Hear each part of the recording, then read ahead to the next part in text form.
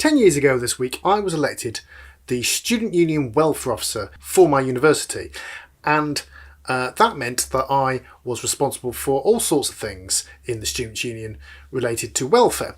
One of them was sexual health. This meant I got asked loads of questions from students about their sexual health and about where they can get stuff and what can they do in these situations. Not just me, we had an advice centre at the Student Union which got asked a bunch of questions as well. So in this video I'm going to give you some of the top sexual health questions that I was asked and the advice centre was asked when I was an elected officer. I'm also, of course, going to give you the answers. So to first kick us off, what is sexual health?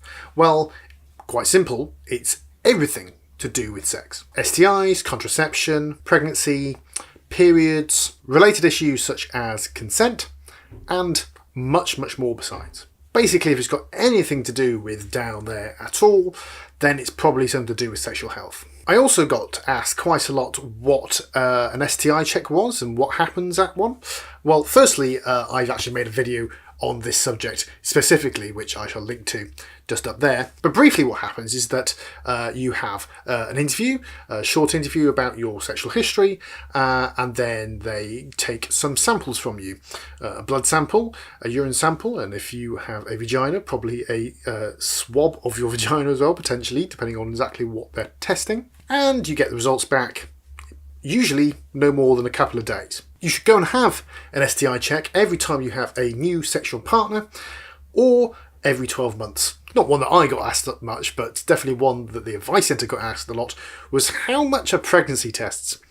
Well, it depends where you go, obviously, but in the supermarket, you usually get them for £2, maybe two for £3.50, depending on the supermarket. I believe they're available in pound shops as well, up to you if you think they're like reliable or not, and there are some more branded ones which are more like £4 or £5, or sometimes you can go to certain pharmacies and they'll do one for you, as it were. One I got asked loads was, where can you get free condoms?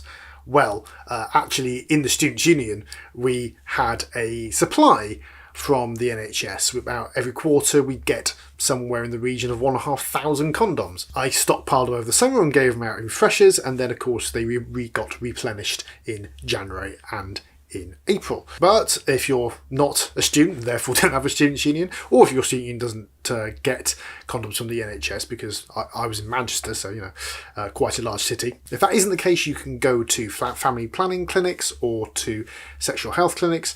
They often will just give them out for free, especially if you've gone to have an STI check as well. Lovely people will just give you free condoms. It's also possible to get them from LGB charities. There was one in Manchester that had a gay man sex kit, which was a condom and a little tube of lube. But unfortunately, internal condoms and dental dams aren't usually free.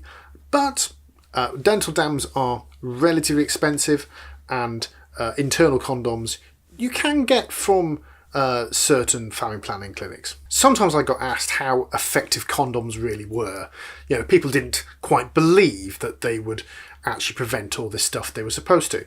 But I can tell you that condoms are 98% effective. What that means is that in a typical year, a person with a womb who is sexually active and is using condoms correctly, the way that the instructions tell them to, 2 in 100 of them will fall pregnant. What that usually means is that way over 95% of people with a womb will never fall pregnant if they use condoms correctly. But if you use them with another form of contraception, such as the pill or an IUD, then using them both together means that the chances of falling pregnant diminish quite a lot, to more or less zero. There's a small chance that you still might fall pregnant, but it's less than 1 in 100 women in a typical year. Condoms are, of course, also the best way of preventing sexually transmitted infections. The only way that you can stop them is with a barrier. It doesn't work with an IUD or the pill. Which leads me on quite nicely to the next question, which is, which STIs do condoms actually stop?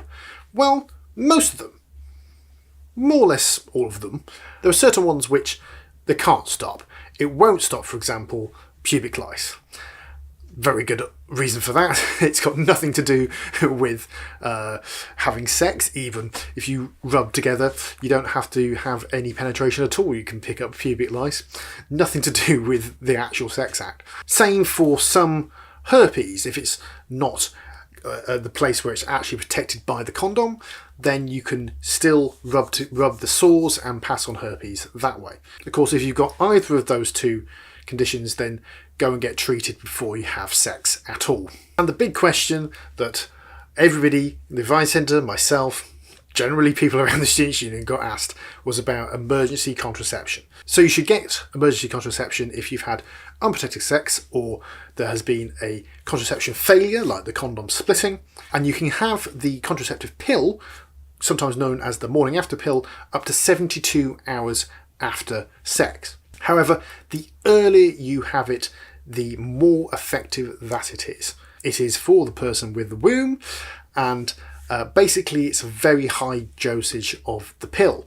It is around 95% effective within the first 24 hours, and of course it diminishes after that. It is also possible that within 5 days you can have an IUD implanted, but although that is very effective, it's not a substitute. Neither of these two are a substitute for having contraception before you have sex. And by the way, guys, if you think this doesn't apply to you, it absolutely does. I absolutely recommend that you take your sexual partner to the pharmacy or to the sexual health clinic to get the emergency contraception, especially if you're actually in a relationship with this person, because it shows a lot more commitment than just shagging and buggering off. So I hope you found this video useful, and I hope you enjoyed it. Give it a thumbs up if you did, just down below. I make a lot of sexual health videos. I do so more or less every week, so why not subscribe so you don't miss a thing? I hope to see you next time, so until then, bye bye.